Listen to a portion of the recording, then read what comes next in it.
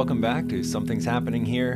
Today is Wednesday, if you're watching this as it is broadcast in real time, and we're continuing our discussion of God's Rottweiler, the life and ministry and death of Pope Emeritus Benedict XVI, who passed away a few weeks ago. We have a lot to talk about today, so I'm just going to get right to it. I apologize if we run a little bit long. The article we're going to start with today is from the Daily Mail, just like the one we looked at yesterday. This one, the title is Pope Benedict XVI's Personal Secretary to Publish Tell-All Book, which will lift the lid on mysteries and scandals that sullied the reputation of the pontiff he stood by for nearly 3 decades. Okay, so I'm not going to read more into this article. It really just tells about this archbishop who wrote the book and is really building anticipation for the book, which is supposed to be released for purchase later on this month. So whether or not you want to go buy that book is up to you, and now you know that it's out there. The reason that I chose this for today is because of the idea that we are about to find out some truth, alleged, supposed truth from the perspective of this person, about scandals. It's the scandals that are going to be revealed. So the very first paragraph from the article is the only one I'm going to read, but Pope Benedict XVI's personal secretary has written a tell-all book which will reveal the mysteries and scandals that sullied the reputation of a pontiff best known for his historic resignation. So far this week, we have seen that there is a theological war happening within the Catholic Church, as kind of exemplified by Pope Benedict, who passed away, and Pope Francis, who's still alive. And I have made the claim that each of those men represent the spirits of the spirit of the South and North, so that we see that theological battle raging even inside of the Catholic Church. We saw yesterday that that the prayer that Francis offered for Benedict was laden with imagery, with Catholic doctrine that does not match up to the Bible. And now we're seeing that there were legit scandals and mysteries, so to speak, surrounding this person, surrounding the church, the head of the largest church in the world. So when we put all of these ideas together, we realize that something's happening here. We realize that there's something underneath the surface that's almost screaming for our attention. What in the world could it be? Is it just inevitable that an organization of the size and scope of the Catholic Church would just inevitably fall into this kind of chaos? Or is there something more sinister happening? I would like to take you to the book of Daniel, chapter 7. And if you've been a watcher of Something's Happening Here, you will have heard me reference Daniel 7 a lot, but we've never actually spent time in it. I reference it because of a phrase that we've looked at a few times. The phrase is, a time, times, and half a time. And I have made the claim that this refers to a long literal period of 1,260 years in the real world. So we're going to look at Daniel 7. We're going to see that phrase, but we're going to really be gathering a whole bunch of information out of Daniel 7 because there's a character there that I want us to reveal. And I'll just tell you right now, this is a 2-part revealing. So we're going to gather the information today and then get to the punchline tomorrow. But if you'll join me in Daniel chapter 7, please, that's where we're going to spend our time today. Why would there be theological battles and scriptural blasphemies and mysteries and scandals? Like, why would all of this be circulating in this institution? In Daniel 7, we are introduced to a character that is referred to as a little horn. And in kind of scholarly circles, it's referred to as the little horn, right? But what's going on here is Daniel chapter 7 is a parallel to Daniel chapter 2. And if memory serves me correctly, I think we actually have talked about Daniel 2 at some point in the past here on this program. But that was a dream given to the king of Babylon, which was interpreted by a Jewish prophet named Daniel. And the substance of that dream was a prophetic view of history in between that moment in time when Babylon was in power and the eventual return of Jesus Christ. And the very short version of that flow of history is Babylon will be succeeded by another kingdom, Medo-Persia, which is succeeded by Greece, which is succeeded by Rome. And nobody conquers Rome. It simply falls apart, right? So that's really the end of that kind of conquest history. Rome just ends. And in its place are 10 people groups that are represented by 10 toes on the statue given in Daniel chapter 2.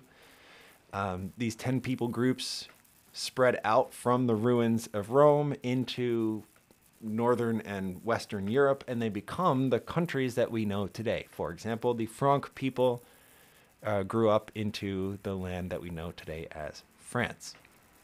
The Saxon people traveled all the way north. They intermingled with the Anglo people, and now we have the Anglo-Saxon British people, right? So this is where all that came from, and Daniel 2 is the kind of the... it's a summary of all of that in very basic terms. So Daniel 7 is that same thing again. It's that same flow of history from Babylon all the way down to the return of Jesus. But we get a lot more detail here. And I'm just going to quickly walk us through it. Verse 2, 2 and 3 set up the idea that we're going to be looking at 4 different beasts. Those beasts will correspond to Babylon, Medo-Persia, Greece, and Rome. And so those 4 beasts we're going to see here. And then the first one is in verse 4. It was like a lion. It had eagle's wings. That represents Babylon, if we take the time to really study that out. Verse 5 is a bear, which is raised up on one side and has in its mouth 3 ribs. That is Medo-Persia. Medo-Persia had to conquer 3 major areas in order to rise to power. That's the 3 ribs in its mouth. The reason it's raised up on one side is because Medo-Persia was a combination of 2 kingdoms that were working in concert, but Persia was much more dominant than Media. So by the end of their partnership, it was just the Persian Empire, right? So the bear has one dominant side. Verse 6 is a third beast, a leopard with 4 wings on its back and 4 heads.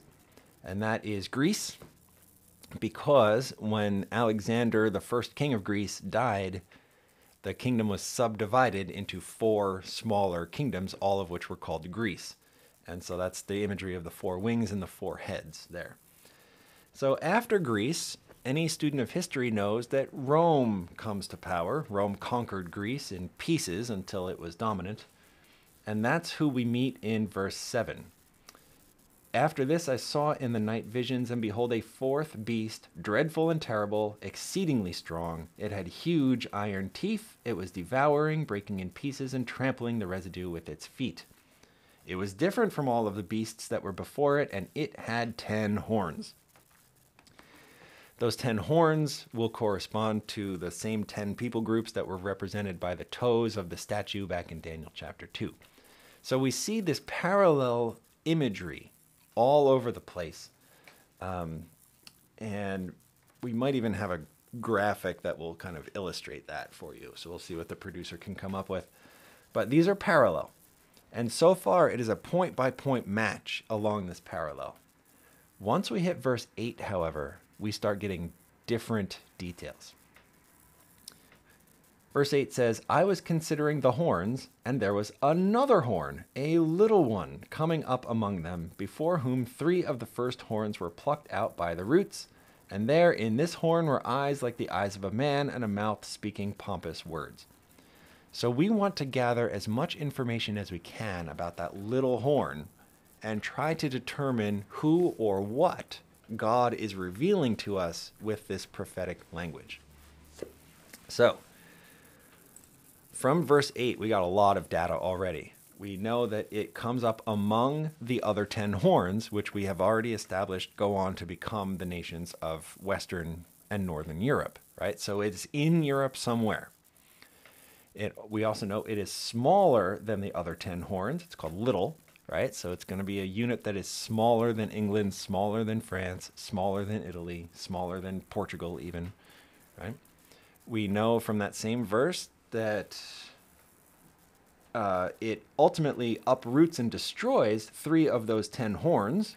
So we're looking for some sort of murderous power here, a genocidal power even. It's going to wipe out 3 distinct people groups. It has the eyes of a man. We don't really know what that means, but it seems to imply that there's some sort of man at its head.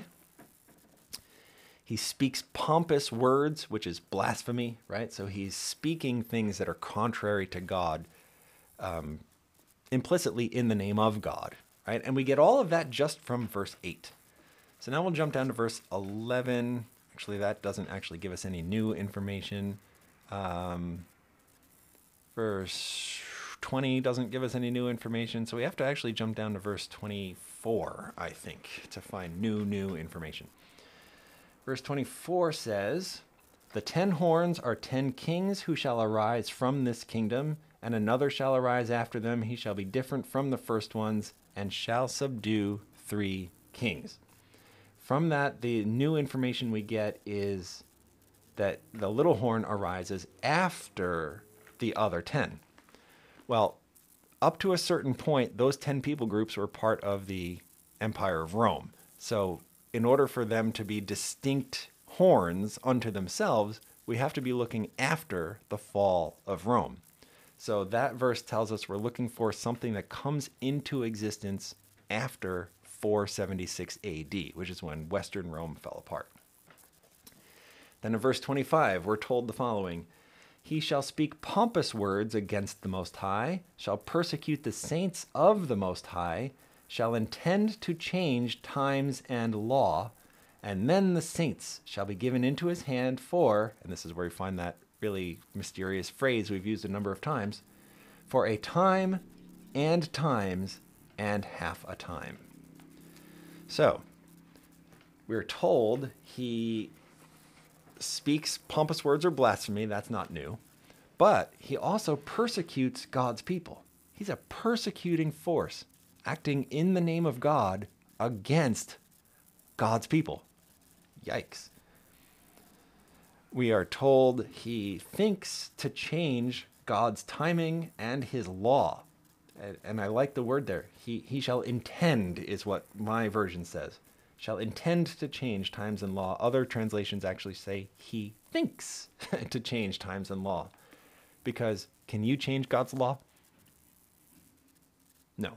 You can think about it, but good luck actually doing it, right? And then that last thing, he shall reign for a time, times, and half a time. And how do we get a literal period of 1260 years out of that? Well, in the following way. Go quickly to the book of Ezekiel with me, chapter 4, I believe. Ezekiel chapter 4. That sets up a prophetic principle for us. Ezekiel 4, starting in verse 4, God says to the prophet, lie also on your left side, lay the iniquity of the house of Israel upon it. According to the number of the days that you lie on it, you shall bear their iniquity. For I have laid on you the years of their iniquity, according to the number of the days, 390 days. So you shall bear the iniquity of the house of Israel. Verse 6, and when you have completed them, lie again on your right side, then you shall bear the iniquity of the house of Judah 40 days. I have laid on you a day for each year.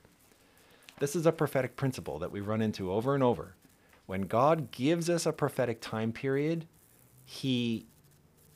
the imagery that he uses is one prophetic day to represent one literal earthly year.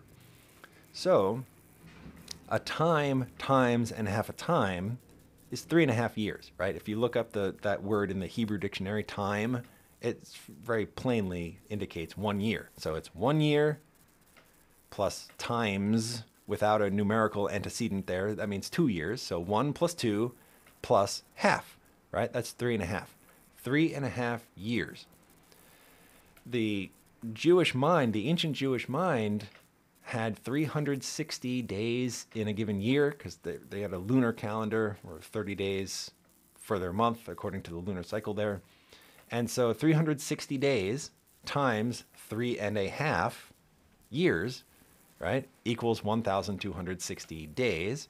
And when you do the day for a year prophetic principle, that leaves us with 1,260 literal years. So to close out today, I just want to summarize what we've learned so far about this little horn, and then when you come back tomorrow, we will reveal the whole thing. The little horn is in Europe somewhere, comes into existence or power or dominance after 476 AD, smaller than the European nations, is responsible for uprooting 3 of the 10 people groups that fell out of Rome, so it's genocidal there, is a man at its head, speaks blasphemy, is somehow different than the other 10, right? And persecutes God's people, thinks but does not succeed in changing God's timing and his law, and is in power for 1,260 years. Who is it? The only clue I'm going to give you today is that if you are thinking about who it could be, you're probably right. Because there's only one, literally only one figure in all of human history that fulfills all 10 of these distinguishing characteristics. So if you've got something or someone in your mind, you are probably correct. But come back tomorrow and we'll see if you are truly correct. So I'm Steve Hicks. This has been a difficult but hopefully edifying prophetic journey with you today. And when you are subscribed fully, then we will see you tomorrow. That means like the Facebook page and change your notifications to be alerted when we publish stuff. Or on YouTube, press the subscribe button and the notification bell. And on talkingdonkeyinternational.org, go to the podcast page and bookmark it. God bless you all. I will see you tomorrow here on Something's Happening Here. I'm Steve Hicks.